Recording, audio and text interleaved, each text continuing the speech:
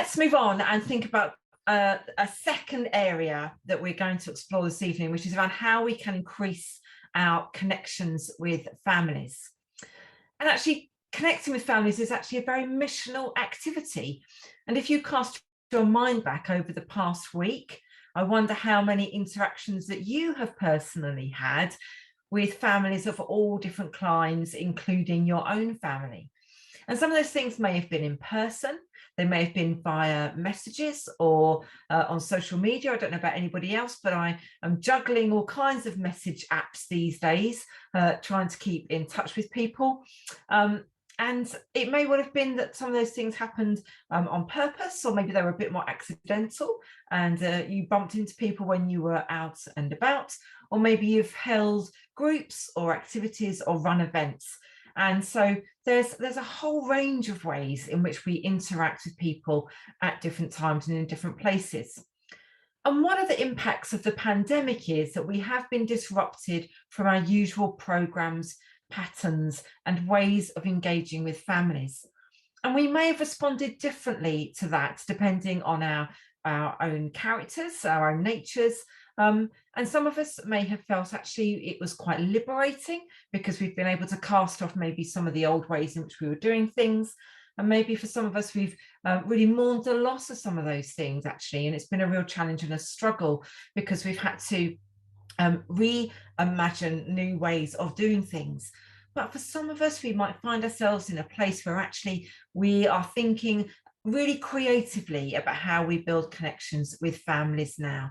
And you may well have been trying new things through the pandemic. I really hope that some of the impact of what's been a really difficult time is that in terms of ministry, we will see some fruit of new ways of engaging and interacting with people. Last weekend, the team that I'm part of, the Children, Youth and Family team, helped to organise and host the Methodist Children and Youth Assembly at the NEC in Birmingham. It's called 3Generate, and it's an event for 8 to 23-year-olds. It was cancelled last year, but we were able to get the go-ahead to host it this time round, which was really exciting for us. We were really thrilled that we were able to do that. My particular role was to be part of a small team who were piloting a brand new venue for 4 to 7-year-olds.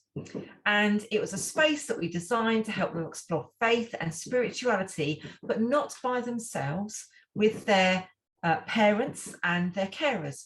We wanted to provide a space where children could take the lead, where they could instigate things and have some sensory experiences that prompted awe and wonder and conversation with the adults who came along with them. And we had a real mix of adults who came with those children. There were about 60 of us in our venue. It was really great to see that it wasn't just parents who were there. We had grandparents, we had people who were significant in the lives of those children, because we tried to be very open to who those people could be. Because we recognise, and I think it's something that Rachel Turner has particularly talked about in her Parenting for Faith work, which is that actually it does take a village to spiritually raise a child. And so it takes our whole church community, it takes the adults within that community to help raise those children. And so it was really good that we had not just parents who came, but other leaders who came with small groups of children as well. And we learnt a lot. We did a 10 till 3 day with lots of storytelling and hands-on activities. We had lunch together, we picnicked together, and we discovered an awful lot. And what was obvious to us as we observed and as we listened, that actually it was the relationships between those children and adults that were really important. And so when we're talking about increasing our connections, what is essential in the midst of that are relationships. We really need to prize them. I know in some places, and I was in a bit of a Twitter conversation earlier this week about this, that families maybe have, in some regards, been slow to come back in person to church. And that's prompting all kinds of interesting questions being asked about why that is, and how we can support and encourage families to come and be there in person again. But one of the key things that was talked about was actually it's relationships and not programs that we really need to prize. And I think it was Ali Campbell who said that in part of the conversation that we were having. We need to value and prize relationships with people and not the programs that we run. And so how do we go about building relationships that are going to be really authentic? And I want to present to you some features of how we go about approaching this. So firstly, we grow our understanding of families in our own context. Wherever you are, whatever place you're in, whatever village, town, city, suburb, neighbourhood, the people in that place will be unique, and the way in which they relate to one another will be unique as well. And so we really need to look at who those people, who those households are, the kinds of lives that they lead, the needs they have, how they spend their time, where they gather, what they value, the issues they care about, and how they relate to each other. And if we grow that understanding of who the people are, that really helps us to relate well to them. And so sometimes in church there can be this disconnect that happens when, as a church, we assume things about people. We come alongside people thinking, okay, this is what you need because this is who you are, and we've not really done much research about that, and actually the two things just don't connect. If we know what those people are like, if we have a sense of our wider community beyond church, actually we can really build relationships that have a very firm foundation. And then secondly, how we communicate is really important. Depending on what we've discovered about who families and households are, where we find ourselves, we need to communicate in language that's relevant and meaningful based on that knowledge. And we really need to think about using language that's pitched well to interact with people where they are at. So we're using the words and the language which are familiar to them. We're really trying hard to avoid church jargon, lots of big church words. And you might like a conversation in a moment about what those words would be that you would want to use. Sometimes even talking about, a word such as discipleship or a word like prayer. A lot of people just won't understand what that means. And so those terms sometimes need to be described in different ways. And I'm sure that somebody out there needs to design some form of church charades where we need to act out and describe those things, but never actually refer to them or name them, so that we just get better at finding really good language to use those things.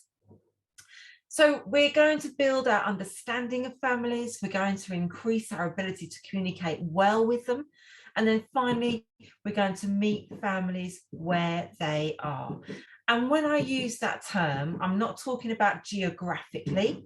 I'm talking about the kind of people they are, the kind of interests they have, the things which matter to them.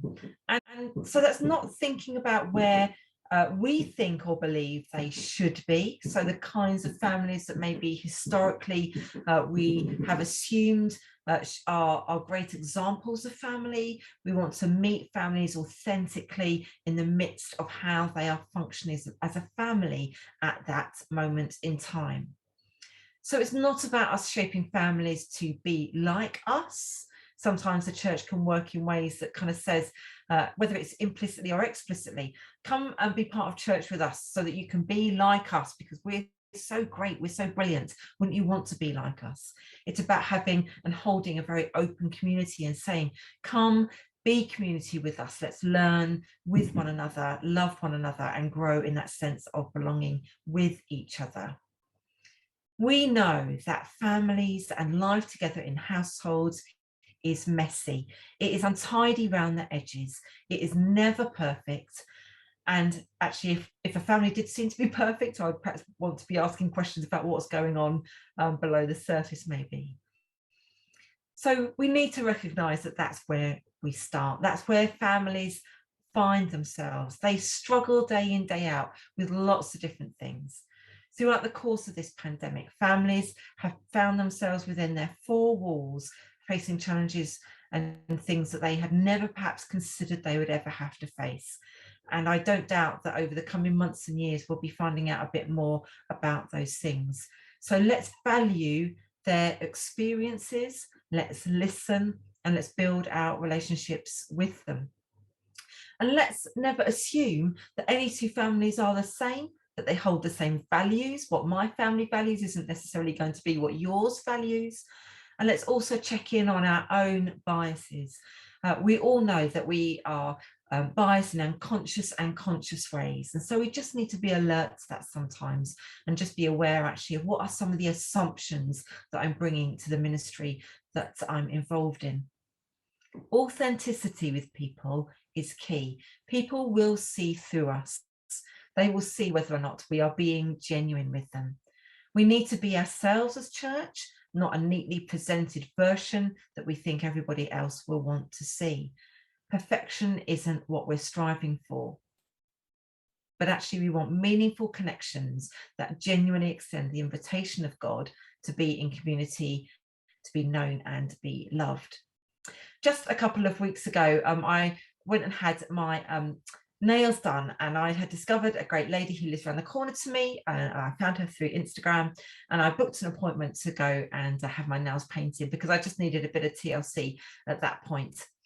And what was fabulous actually during the course of that evening was that I discovered that she was a teacher, and actually she worked in a Catholic school.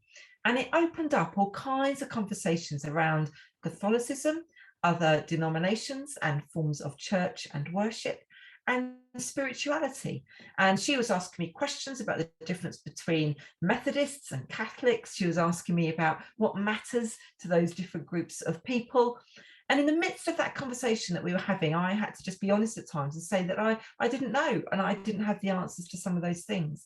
But what I like to think and what I hope happened during the course of the hour that we were together was just a really authentic conversation about faith, about her sense of being on a spiritual journey. Whether she would name it as that, I don't think she probably would, but actually that sense of searching and of exploring, of recognizing that there was something other that existed in the universe that interested her, that she felt a pull towards. And so that's really about what it means to try to be authentic as we are trying to build those connections with people and discovering what we have in common. So let's go into a second round of breakout rooms. Hopefully you've met each other now, so you'll have a chance to skip some of those introductions. And there are two questions. They're quite, there are three questions actually. They're quite big, meaty ones, so feel free just to take one. So firstly, where are the places or occasions you often find yourself connecting with families? That can be as part of church life. It can be a host of other different ways where that goes on. Which of the three features of building connections that I've just talked about would you want to invest more time and energy in? So would it be in increasing your knowledge and understanding of families? Would it be in communication? Would it be about meeting families where they are? And finally, what might that look like? So again, we're thinking about context, we're thinking about where you are. What might that look like for you? And it's going to look different depending on where we find ourselves. So time to go away and have a conversation, and we'll see you back here shortly.